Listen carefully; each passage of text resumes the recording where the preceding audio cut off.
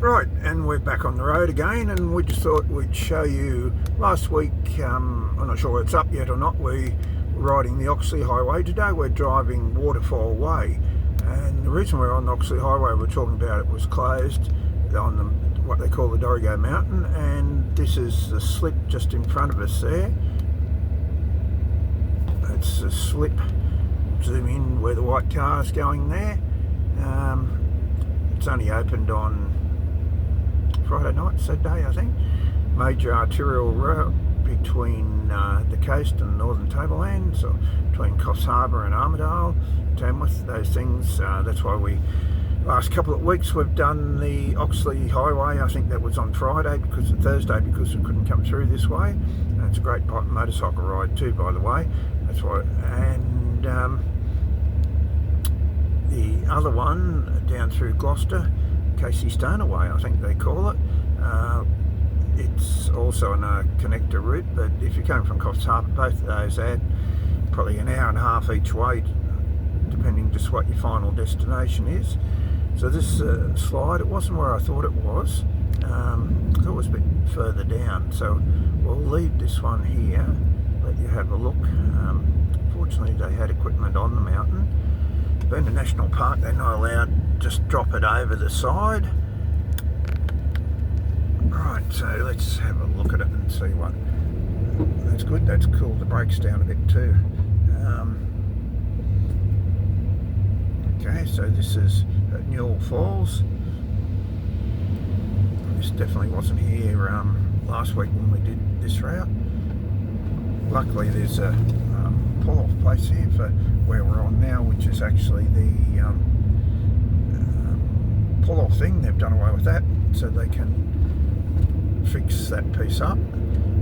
So we'll leave the video on for a while and we'll bring it back onto the road here. Hopefully the fellow in front doesn't slow us down too much. There's a timber and that there on the left that came from that thing. They'll put it there and truck it all somewhere or other, even though it came out of the national park. They're not allowed to leave it in the national park. That's why the cost of governance is so much in Australia, and our goods are so expensive, apart from other things like the Lima Agreement, those other idiotic things that various prime ministers on both major parties signed us up to, not to manufacture. And anyhow, Donald Trump's sorting his things out pretty smartly, isn't he? And it's come out that Australia's been dumping our steel in any case over there. So us poor suckers have been paying full price or above market price here in Australia for importing inferior stuff from China, and our manufacturers have been dumping it on the American market. So good on Donald. America first, that's what he was elected for. He's not the president of Australia.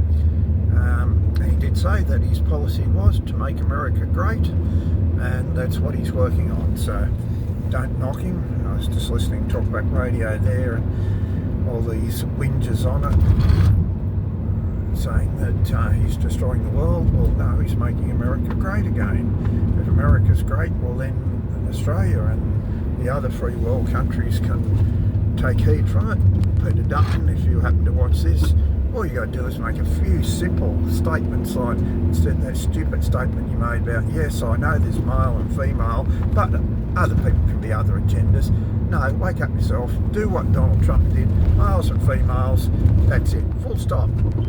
No Heinz 57 varieties, no cat litter trays, all those kind of things. So Peter Dutton, if you want to be the next Prime Minister of Australia, just wake up to yourself, put it bluntly. Aussies always put things bluntly.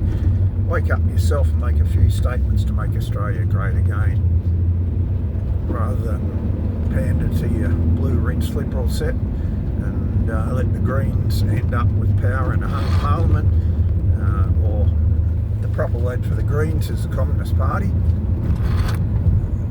The things that they're trying to introduce, they're not green, it's the environment. Same for our independence, Climate 200, Homes of Court. It's funny, we're just like I said, we're coming down Dorrigo Mountain. We've got Cass Heise standing as an independent down here. She's no more independent than the local member Pat Conaghan, had to think of his name, he's so important. Pat Conaghan is going to be the first national to lose his seat in the federal election when it's called. And I'm tipping that Barnaby Joyce will be the first national elected. So you've got both ends of the extreme there. But Heise looks like picking up the seat at Cowper, but she's no more independent. She's beholden to Climate 200. Go onto their website, and clearly there's a photo of her there, and that she's a candidate.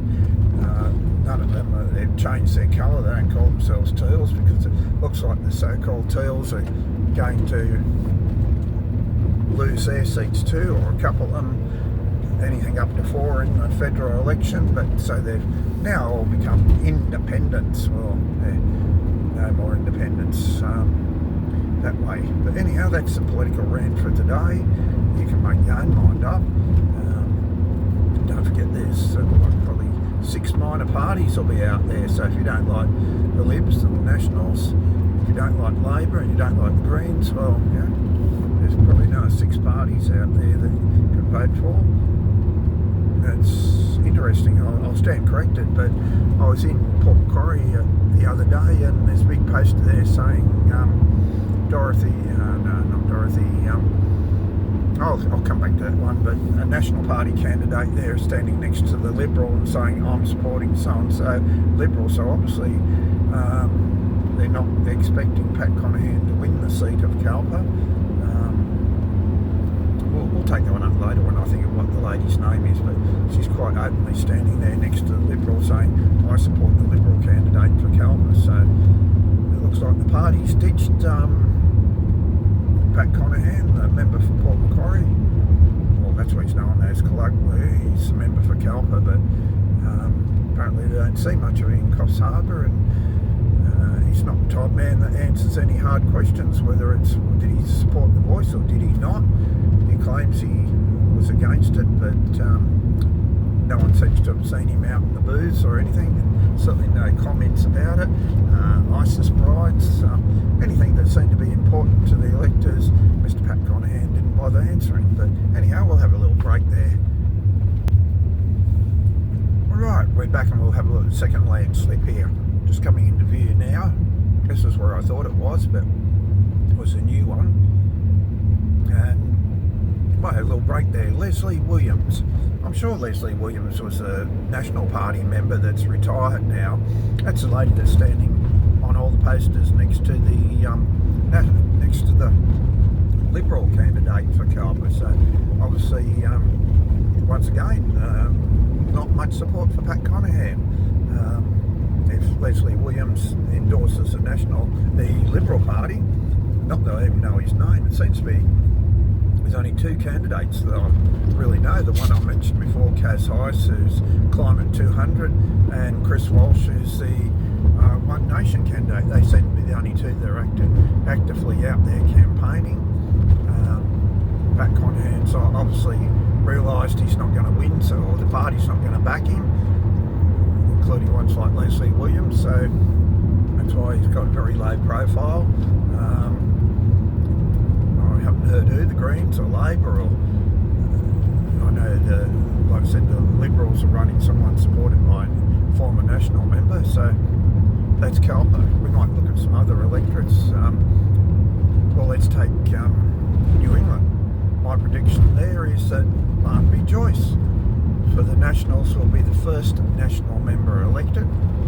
Just the same, I've already openly predicted for some time that Pat Conaghan will be the first National member to lose his seat.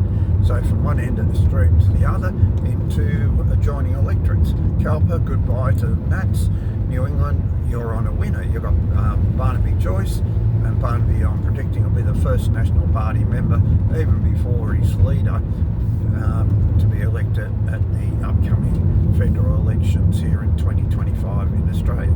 But anyhow, that's been a little bit of political comment while we're coming along Waterfall Way to look at the landslip there and look at the countryside, which is absolutely lovely. Give us a like.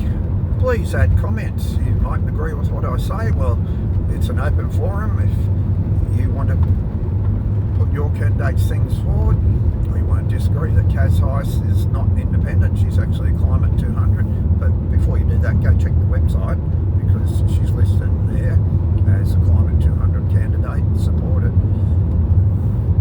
photograph and everything else there. Yeah, I think the money's channeled through a company called Heise Proprietary Limited, but thank you Robert Richard Holmes Corp, whichever one he is. A great way, support the company and then the money that way, so it looks like it's not actually a political donation. Independent? Don't think so. Okay, hit the like button, subscribe to the channel, and please leave some comments.